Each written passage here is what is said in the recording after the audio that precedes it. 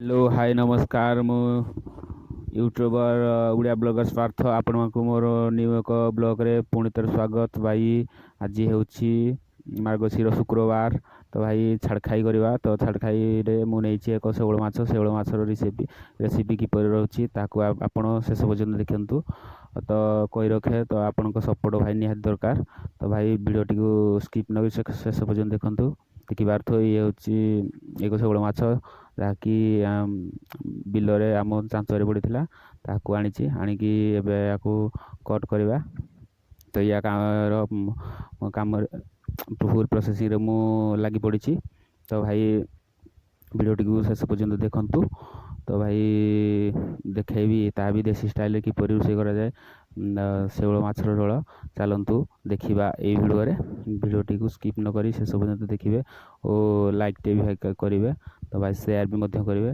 ତ ମୁଁ ହେଉଛି ଛୋଟ ୟୁଜର୍, ଆପଣଙ୍କ ସପୋର୍ଟ ବି ଭାଇ ନିହାତି ଦରକାର। ଭାଇ ସପୋର୍ଟ କଲେ ହିଁ ତ ମୁଁ ନୂଆ ନେକ୍ସଟ ଭିଡ଼ିଓ ଆଣିବାକୁ ମୁଁ ଚେଷ୍ଟା କରିବି। ତ ଭାଇ ଦେଖିପାରୁଥିବେ ତ ଫାଇନାଲି ମୁଁ ମାଛଟି କାଟିବା ଲାଗି ପଡ଼ିଛି। ମାଛଟିକୁ କାଟି ସାରିଲା ପରେ ଭଲ ଭାବରେ ଧୋଇବା, ଧୋଇକି ନେଇକି ଏହାକୁ ଫ୍ରାଏ କରିବା। ତ କିପରି ରହୁଛି ମାଛର ତରକାରୀ ବା ମାଛ ଝୋଳ ତାକୁ ଆପଣ ଏଇ ଭିଡ଼ିଓରେ ଦେଖିବେ। ପୁଣି ଦେଶୀ ଷ୍ଟାଇଲରେ ପୁରା ଦେଶୀ ମାଛ ବି ସେ ହେଉଛି ଦେଶୀ ଶେଉଳ। ଚାଲନ୍ତୁ ଦେଖେଇବି ଏ ଶେଉଳର ଝୋଳ ରେସିପିଟି କିପରି ରହୁଛି। ତ ଭାଇ ଆପଣ ଦେଖିପାରୁଥିବେ ତ ମାଛଟି କଟାକଟି ସରିଯାଇଛି। ଏବେ ନେଇକି ଆପଣଙ୍କୁ ଦେଖେଇବି କିପରି।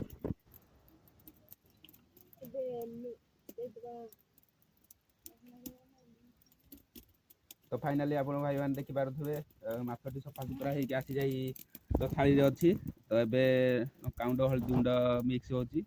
ତ ଭାଇ ପଲମ ଏବେ ବସିଛି ଚୁଲିରେ ଗରମ ହେଇଯାଇଛି ତେଲଟି ପଡ଼ିକି ଏବେ ମାଛ ଆମେ ପକେଇବା, ଲୁଣ ଟିକେ ପକେଇବା। ତ ଭାଇ ଦେଖିପାରୁଥିବେ ମାଛରେ ଲୁଣ ପଡ଼ିଯାଇଛି। ତ ଭାଇ ଆକୁ ଏନେ ମିକ୍ସ କରିବା। ମିକ୍ସ କରିକି ତାପରେ ଏହାକୁ ଦେଖେଇବି, ଆଗ ମାଛଟି ଭାଜିବା ତାପରେ ଏଠୁ ଦେଖେଇବି କିପରି କରାଯାଉଛି। ଭାଇ ଯଦି ଭିଡ଼ିଓଟି ଭଲ ଲାଗୁଛି ଶେଷ ପର୍ଯ୍ୟନ୍ତ ଦେଖିବେ। ତ ଲାଇକ୍ ସେୟାର କମେଣ୍ଟ କରିବେ।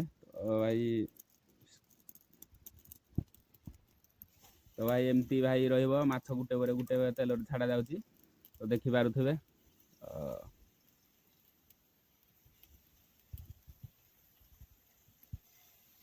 ତ ଇଏ ହେଉଛନ୍ତି ଆମର ବିଷ ନାନୀ, ଯାହାକି ତେଲରେ ମାଛ ଟିକେ ଛାଡ଼ୁଛନ୍ତି।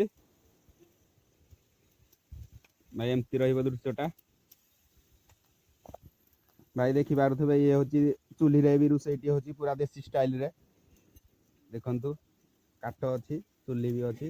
ଏମିତି ଭାଇ ସେ ଟିକେ ତାୱା ଟିକେ ଗଣେଇ ଦେଇକି ନିଆଁ ଯେହେତୁ ଟିକେ ଜଲ୍ଦି ଜଳୁଛି ଆଉ ଟିକେ କମ୍ କରିବାକୁ କହିବା। ତ ବହୁତ କଷ୍ଟରେ ଭାଇ ଭିଡ଼ିଓଟି କରିଛି। ତ ଭାଇ ଭିଡ଼ିଓଟିକୁ ଭଲ ଲାଗୁଥିଲେ ଭାଇ ଲାଇକ୍ ଟିକେ କରିବେ ଭାଇ। ତ ଏମିତି ରହୁଛି ଭାଇ ଭିୟୁଟା।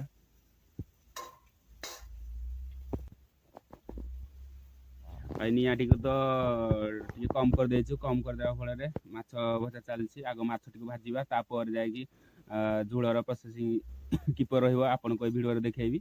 ତ ଭାଇ ଟିକେ ମାଛକୁ ଭାଜିବା ପାଇଁ ଆଉ ଟିକେ ତେଲ ଦେବା ତା ଉପରେ, ଏମିତି ରହିବ। ଭାଇ ତେଲ ହେଉଛି ଭାଇ ରିଫାଇନ୍ ତେଲ।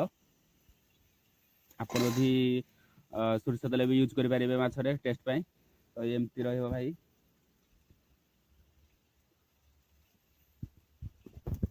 ଏବେ ମାଛଟିକୁ କିଛି ସମୟ ପାଇଁ ଛାଡ଼ିଦେବା। ତା ଟିକେ ମାଛଟା ହେଇ ଆସିଲା ପରେ ଆକୁ ଦେଖେଇବି। ତ ଭାଇ ଇଏ ଦେଖିପାରୁଥିବେ ଇଏ ହେଉଛି ଆମ ଘର। ଭାଇ ଏମିତି ରହୁଛି ଆମ ଘରର ଦୃଶ୍ୟ। ଭାଇ ଚାଲନ୍ତୁ ଦେଖେଇବି ମାଛଟି କିପରି ରୋଷେଇ କରାଯାଉଛି। ଏବେ ମାଛକୁ ଆମେ ନଉଟେଇବା ଏମିତି ଭାଇ ପଲଟେଇ ଦେଇଛୁ, ଯାହାକି ଇଏ ହେଉଛି ଶେଉଳ ମାଛ ଯାହା ଧରା ଯାଇଛି ଦେଶୀ, ପୁରା ଦେଶୀ ଷ୍ଟାଇଲରେ ଭାଇ ଦେଶୀ ମାଛ ବିଲରୁ ଧରା ଯାଇକି ଅଣାଯାଇଛି। ଭାଇ ୟାକୁ ଦେଖେଇବି ଭାଇ ପୁରା ଫୁଲ୍ ପ୍ରୋସେସିଂରେ କିପରି ୟାକୁ ରୋଷେଇ କରାଯିବ, ତା ବି କିପରି ପୁରା ଝୋଳ କରାଯିବ। ମାଛ ଝୋଳ ଆଜି ପୁରା ଦେଖେଇବି ଆପଣମାନଙ୍କୁ। ଭାଇ ସ୍କିପ୍ ନ କରି ଭିଡ଼ିଓଟିକୁ ତ ଶେଷ ପର୍ଯ୍ୟନ୍ତ ଦେଖିବେ। ଭିଡ଼ିଓଟି ଯଦି ଭଲ ଲାଗୁଛି ଭାଇ ଲାଇକ୍ ଟିକେ କରିବେ ଭାଇ।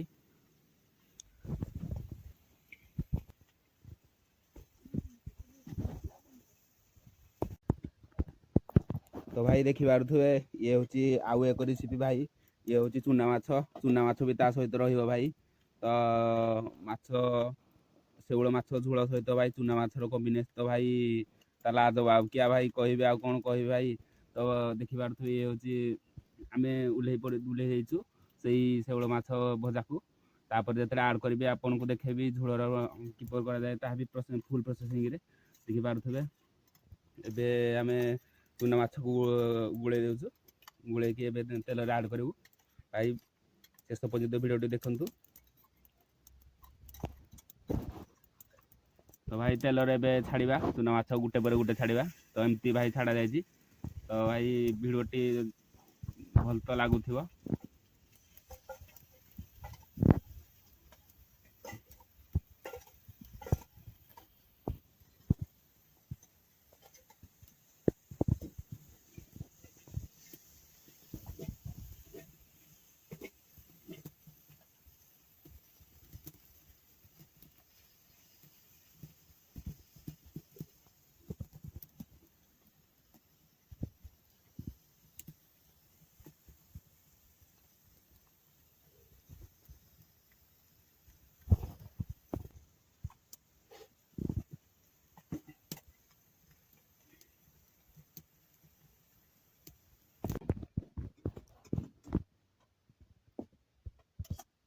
देखि पारुथबे एबे आमे कड़े गुटे नहीं जाइछु चुली रे बसिछु कड़े रे तेल एबे गरम करिया को तेल छाड़ी देइछु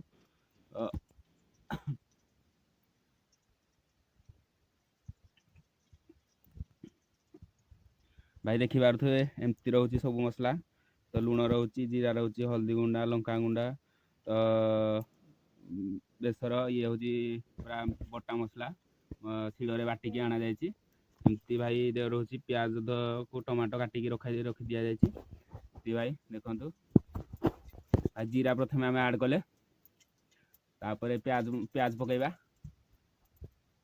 तो भाई हम प्याज पके देइछु तबे में प्याज पकई सारिछु ताकू टिके भाजी दबा किछ समय भाजीबा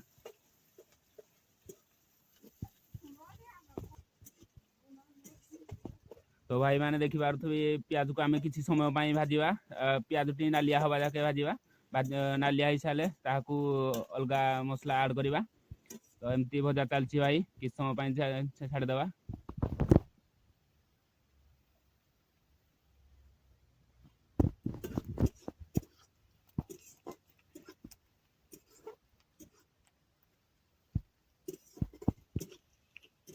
भाई एबे आमे टमाटो छाड़ीबा बर्तमान टमाटो को तेल छाड़ देइछु भजा चलछि भाई प्याज पर भाई टमाटो जे करा जाइछि तो भाई देखि पारुथबे ऊपर रहिछि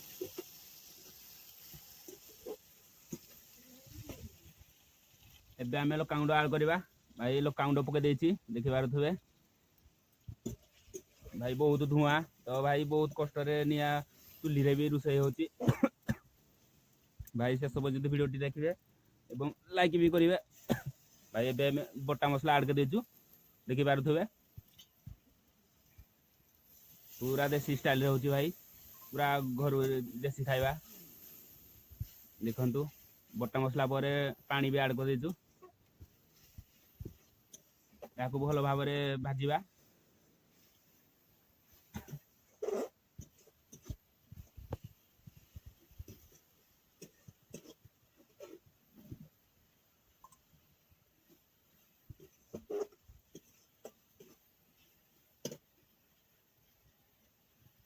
आउ अल्प टिके पानी दबा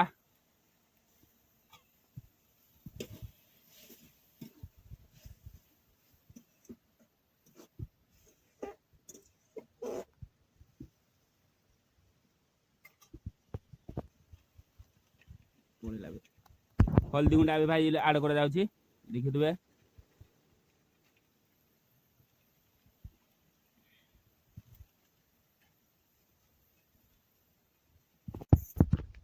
तो भाई फाइनल आपण माने देखि पारुथबे झुळटे एबे रेडी हो जाइछि तैयार है कि तो भाई एबे झुळरा माछ भी ऐड करि देइ सारिछु तो भाई याकू ଓହ୍ଲେଇକି ଭାଇ ଟେଷ୍ଟ କରି କହିବି ତ କିପରି ଲାଗୁଛି। ତ ଭାଇ ଭିଡ଼ିଓ ଟିକେ ଶେଷ ପର୍ଯ୍ୟନ୍ତ ଦେଖନ୍ତୁ। ତ ଭାଇ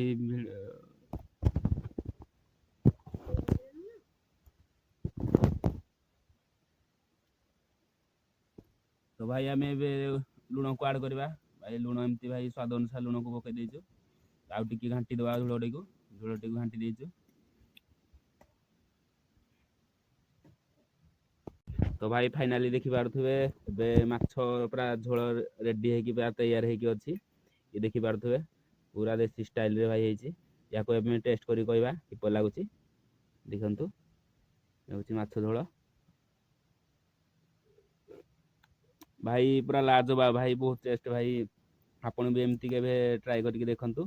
ଯଦି ଭଲ ଲାଗୁଛି ଭିଡ଼ିଓଟି ଭାଇ ଶେଷ ପର୍ଯ୍ୟନ୍ତ ଦେଖନ୍ତୁ। ଶେଷ ପର୍ଯ୍ୟନ୍ତ